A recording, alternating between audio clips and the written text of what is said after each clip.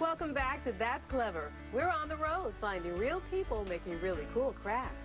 This artist in Asheville, North Carolina is poetry in motion with his polymer clay.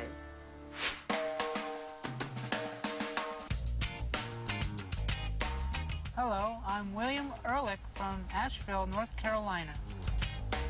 Today, I'm going to be making a polymer clay poet sculpture. Come on inside, I'll show you where I work. And this is my new puppy, her name is Candy. Now I'm going to get to work. I'm getting my area ready to make the base. First, I cut a piece of brown clay. I'm going to soften this up with my hand so I can process it with my pasta machine. I'm going to roll it into a cane, and I'm going to put it in my pasta machine and process it on the highest setting so it'll come out pretty thick. Bend it over and put it again to make a sheet. I'm going to cut it to make it uniform so I can stick a sheet of another color on top of this color. Now I take beige clay. I take 1/4 of the amount I used for the brown. I'm using beige to simulate wood grain, and white would be too stark. I'm going to cut it out to match the brown clay and process it again.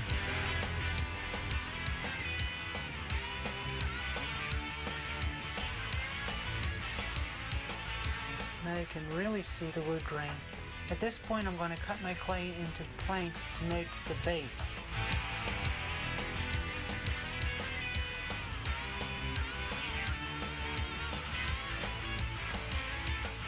I really think this needs a decorative edge, so I'll take some more clay and make some piping for the edge.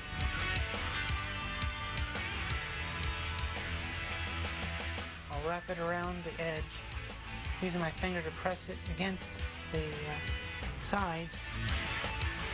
I'm going to put my nails in now, and for that I use very, very small silver clay.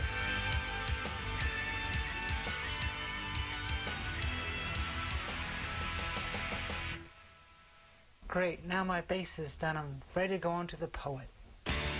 Taking 1/4 of black and white clay and processing through my pasta machine.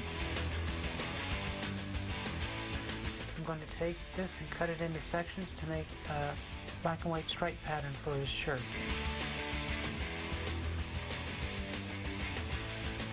I'm cutting the sleeves out of the same pattern. Now I can work on the arms.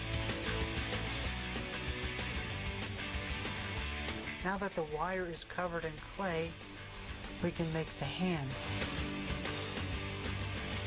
Beige is one of the softest colors I work with, so it gets a little sticky.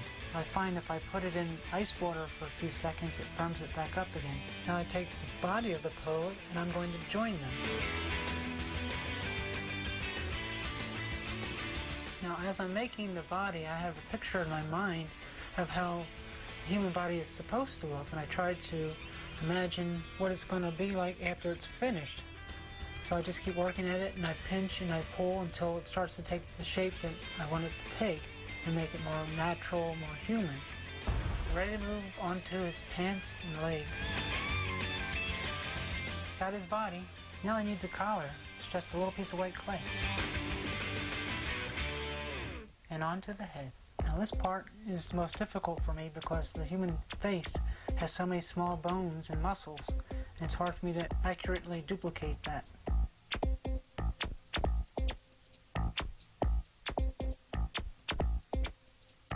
I'll take some white clay for the eyes.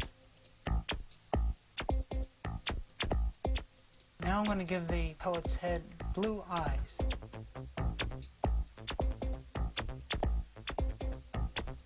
Now to add life to the character, I'm going to give him ears and hair, a mustache and beard. And then I finish him off with a little beret. I think he needs a watch. Every poet should know when to get off stage.